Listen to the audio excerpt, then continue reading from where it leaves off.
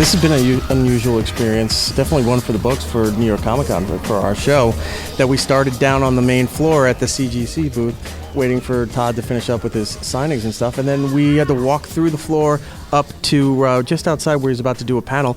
You'd think we were walking with the president with the amount of security and people around this guy. It's overinflated. Here's the thing that's sort of good about the conventions getting bigger. When they were true comic conventions, right? The comic book guys were the rock stars, right? But now that it's diversified and you got toys and anime and especially down in like San Diego where you got celebrities and TV and all, like it's a big mix of people. And so you can actually navigate because 75% of the people here aren't comic book people, right? Only 25% are, right? When it was 100%, then it was way more like going, oh my gosh, it got a little bit tougher. So it's the comic book people sometimes complain about that. I actually think it's a good thing. It's a good thing. It's great for you. Yeah. So now you can move and do things, and nobody gives a crap about you. So it works out we well. saw people that had artwork in the Mylar that they're trying to slide out with the gold pen, trying to get Todd to sign it as he's walking through. One guy was ready to come on the elevator because he was trying to get a photo. Like it doesn't stop. You know what? The funniest experience I ever had is I was here at New York Comic Con and I had to go off site. I had to go do something at one of the big media places. And people were waiting for you outside, right? But my wife and I, we had to go to JFK. We were catching a flight. And there were a couple guys going, hey, can I? And I did for 10 minutes autographs, but, you know, you go and for some people, you know, never enough. And then we got in a taxi, and I bet we hit 10 green lights in a row. And then we get to 11, and boom, a couple of the dudes that were back were on their bikes. And they were keeping up to the taxi. I go, we hit a lot of green lights, so it wasn't like we were in slow traffic. Right. We were going, and he's like, woo, when you get to, and then all of a sudden they're knocking on the window. They're like, hey, what can you do this? And at that point, you have to sort of admire them, right? You go, man, that's an effort. Somebody making an effort. So I was like, yeah, sure. So roll down the window. I sign it. You just sign until it turns green because your driver has to keep going. So you throw it back out. The taxi driver was getting sort of freaked out, like, what the hell is happening here? And then, again, go another mile or whatever, a bunch of green lights, and bam, they're still there.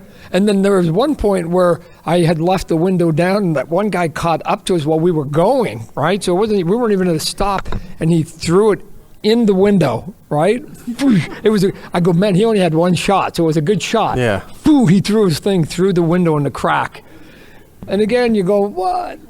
Man, that guy, again, you shouldn't be encouraging bad behavior here, but you sort of have to admire it from a 8-year-old kid going, I would have probably done the exact same thing, right? So you sign it, and you flick it back out the window, and the guy catches it on his bike with one hand, and you go, man, that's dedication. So the tenacity of the fans. Like, I'm going to get this. I'm going to make sure I brought this whole thing down here. I'm getting it signed no matter what. And again, you said no to everybody else, but there's just, you go, if they work that hard, to some extent, they should be rewarded for the effort, right? I like the effort, so. You do a trick shot, throw it through a crack in a window, like, I would sign it twice. Yeah, no, that was, right, it was a miracle shot. Yeah. I go, that was like 3, 2, 1 at the buzzer, you better make this bucket, right? Because otherwise your book's landing in the middle of the street and 10 cars are driving over it. So. I gotta say, that's insanity. And I've seen McCartney a few times in the meatpacking district, and he's just walking the streets. Nobody's bothering. It's maybe one guy, hey, Paul, whatever. And you got people chasing you down in a cab on a bike. Well, again, to be clear, I need to be in the right room. Right? Yeah. If in the right room with the right people, then the status goes up. If not, then your pecking order goes way down. Matter of fact, San Diego, once you sort of walk outside, you just become a schmuck real quick, right? And you're just, that's the goal, to be famous. And then when you're famous, you're like, oh, man, I'd kill to be a schmuck again. Yeah. No.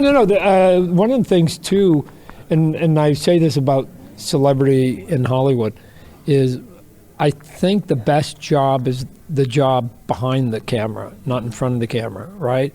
Because then most directors and writers and producers, they can walk and lead a normal life, where the celebrities, because I've been around plenty of them, like they never get to turn it off, right? Because their face is they take photos. It's like, oh, this one's shopping at Target, and this one's over at Fat Burger. It's like, just leave the guy alone. No, I mean, I go, man, if you have to give up not being able to walk into a 7-Eleven and buying a Slurpee and just sort of hanging out by the magazines and looking, Todd McFarlane's at 7-Eleven for free Slurpee day. He brought the big jug. You go, but they can't do that, right? They have to give that routine stuff up as part of this celebrity. I mean, again, and some people deal with it well, and some people don't, right? We read about all athletes and anybody that's in any kind of media business that's become a big celeb. They don't all deal with it equally well. Right? Yeah, I think you're so. extraordinarily famous, and you can walk down the street and no one knows who you are. They wouldn't even guess what you look like. And you go to the right room, and you're a rock star. Exactly. And the glory of that, you can turn it on, and you can turn it off. Right? You can have a normal life and still be successful and famous. Yep. So let's talk about some of the big things that's going on in the world of Todd McFarlane here. We'll start off with, you were just downstairs showing off some original artwork for the big Batman Spawn comic book that's coming out in December, right? Yeah, so the Image Comics and DC Comics getting together, putting two of the top dogs together. Last time we did it was about 25 years ago. So it's been a while. There's a whole generation now of collectors that weren't there, don't know anything about it, or if they do, it was folklore, right? It's like, oh man. And so now we're just going to hopefully recreate the enthusiasm that was there the last time, or more importantly, create the sort of the fun and the enthusiasm that I used to have when I was a collector. Right. When I was 16, 17, 18, and people used to do event books. It was like, oh my gosh, right? So if they took two of my favorite characters, I was like, oh my gosh. And if companies crossed over, it was even a bigger deal. And if it was your favorite artist, it was even a bigger deal. And so we're hoping to put all that together. I mean, the artist, I'm writing and inking it. The artist, Greg Capullo, is the preeminent Spawn artist. He's way better than I am, and he did 80 issues for me. And he just spent a decade on Batman and is the Batman artist for a new generation. So you got two characters, and the guy that most people think is the best Spawn artist and best Batman artist is drawn both of them because it's the same guy, right? Greg Capullo. So if Greg didn't want to do it, and he's been a friend forever, and we've worked together forever, that if Greg didn't want to do it, then I wouldn't have gone forward with the project. When do they reveal, I mean, obviously closer to the release date of the book, but when do they start revealing a bit more of the premise of what we're getting into with this story?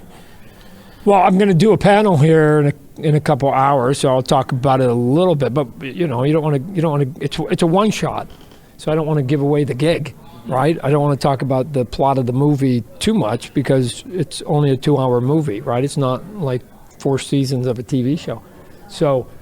Is it them sitting around talking about how boring Superman is and how much better they are? No, we should. No, it's a little bit of trying to sort of come up with a story where there's a plausibility of how these two universes can actually intersect, and the Court of Owls group, who've been around for hundreds of years, works perfectly into the mythology of Spawn because he's been around, and the mythology of Hellspawn's been around for forever. So that was really easy. And then I wanted to touch upon both the sort of similarities of the two characters, because dark brooding guys with capes that come out when the sun goes down. That's when they're at their best.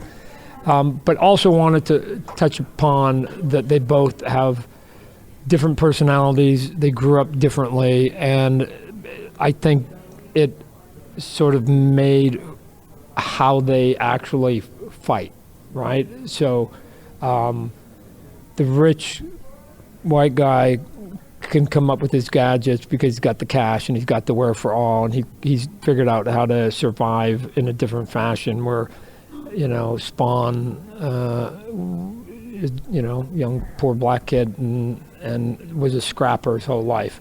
So he's way more prone to use his emotions to solve the problem. And where Batman's just like, hey, let's just settle down. So they're both heavyweight boxers. In my mind, they're both heavyweight boxers. They both survived a long time. Just right? Different fighting styles. Right. And so I'm touching on a little bit, But essentially, it's, dude, why don't we just agree to disagree, and let's go get the bad guys, right? Like, let's not worry about how and why we get there. Let's just, we're different, but you and I are not the problem. The problem is what's out there in the middle of the night, right? Let's go scare the shit out of that. The enemy of my enemy is my friend, you know? It's like that whole thing. Yeah, and again, I'm not going to get heavy-handed with it. I don't want to get too wordy. I don't want to sort of it be a psychological book. I think I could do a whole issue of just talking about their differences, but people don't want talking head pages, right? At some point. And they don't want Spawn's mom to be Martha, too. So they just, it's time to go. It's time to go do something, make it visually powerful, give a plausible thing, do some winks to other sort of characters and villains that are there, show some flashbacks so everybody sort of knows all the pieces of the puzzle, and just go, here it is. It's fun. It's a fun comic book. It's a reason why we collect comic books. It's hard for me to imagine that if you collect superhero comics and you like superhero comic book, that you're going to go, hey, two of, the sort of heavy hitters creatively, Greg and Todd, are getting together, and they're getting together with two heavyweight characters, Spawn and Batman, and it's a company crossovers. It's like, why wouldn't you? That's why you read superhero comic books, for fun books like this. So you can be I think a Marvel fanatic and still go, I'm going to still get one issue of that, right? I mean, it's going to be cool. I'm a big fan of like any crossover stuff like that. I think it's ever since the Flintstones met the Jetsons. All and you're of like, I love those crossovers. Right. Like, you talk about when I was a kid, different worlds. My first exciting crossover was, oh my gosh, Batman and Green Hornet are on TV together. I thought you were going to say like Archie's and Josie and the Pussycats. Yeah, well, maybe. But I used to watch Green Hornet and I used to watch Batman, and then it blew my mind that like they were could together do that. Yeah. on TV, and there's Kato and Robin, like, oh my gosh. And then later on in the comic books, but even minus that, some of my favorite comics when I first were collecting were books like, there's one called Marvel Team Up, which was every month Spider-Man and somebody else. And it was just cool that he was teaming up with somebody else. And then they also had a book called Marvel 2-in-1, and it was the Thing from the Fantastic Four and somebody else, right? The Thing and somebody, because the Thing's a goofy character. And then at DC, they had another book called The Brave and Bold, and it was Batman and somebody else. And what was cool about that book was that they would put the character's logo on it. So it was like the Batman logo, and then whoever he was co-starring with, it was their comic book logo. I don't know. It was just, for me, I just thought it was just fun stuff. The other Spawn news that you had was more information about the movie. You had to wait 24 hours, and then you revealed that you got some heavy hitters for the writers for the movie. Can you tell us what more can we expect with the Spawn movie? I know Jamie Foxx is still attached. He's been hounding you for many years to make sure that this happens. But that's got to be a great feeling. I'll play my messages he gives me all the time.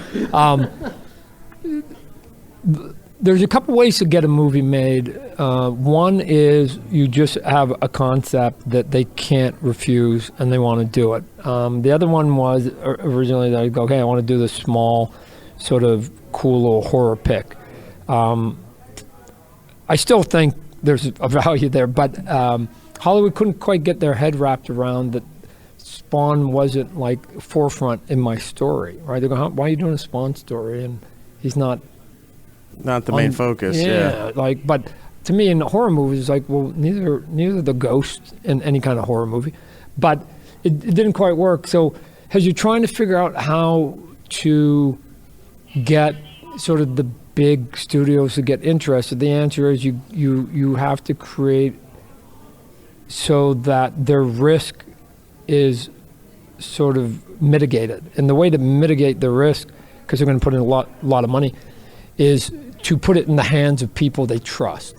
And so at some point I went, I'm working hard and I can't quite get them to get enthused about what I want to do, but there are talented people out there that they've worked for that have made them lots of money, and let's go ask some of those. So you make your list and you start going at the top, right? So again, I don't know if it will end up, but I think that the movie should be R-rated, right? That's just my opinion, the people who are going to spend a lot of money will have a point of that. Oh, well, who wrote the most successful R-rated movie of all time? Scott Silver. Let's go phone up Scott and see what Scott's doing. Right? I'm an outsider, so I'm a bit naive in terms of like asking people, right? Because people in Hollywood go, you just can't go up to the big guys and gals and ask them. And the answer, my answer is why? Yeah, why not? Some of the biggest success stories have been those people when they're like, that's not how it's done in Hollywood, or that's not the process, and they just cut the process out. And you're like, this story never.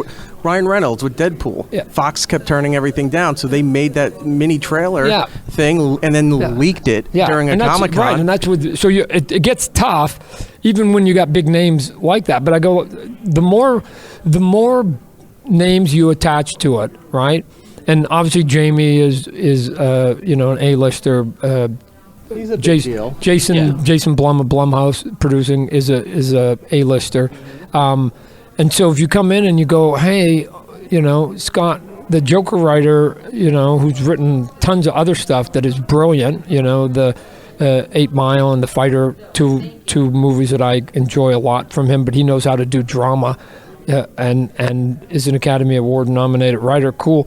And then Malcolm Spellman, to me, I don't really go to a lot of superhero movies, so to me it's more like what he was doing on Bel Air and Empire, of moving people and doing drama and being able to create these scenes that have a lot of sort of emotional impact, right?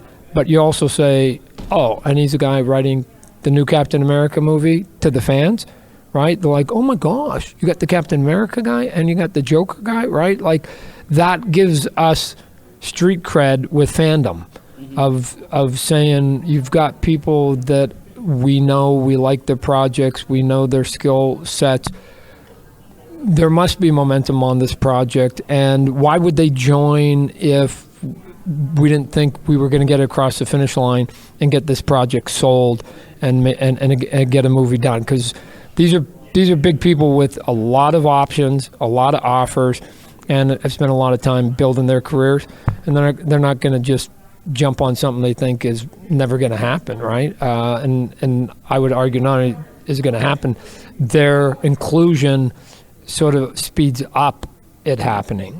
So when you go in now and you say, hey, and hopefully we'll go get an A-list director, you go, hey, we got these A-list actors, producers, directors, writers, here's the script, who wants in? The answer should be a lot of them. And like, why wouldn't you? Because if you can't get Marvel and you can't get DC characters, those are gone, right? Disney owns Marvel and Warner Brothers owns DC. But that leaves a lot of room still, right? Sony, Paramount, Universal, Fox, Lionsgate, and then all the streamers, right? All the streamers that are looking for content. And if you want to do, quote unquote, comic book content, which is kind of sexy in that town right now, then if you look at the list of sales and the top sellers, on any given month, usually 95, 96 of the top 100 are Marvel or DC Comics.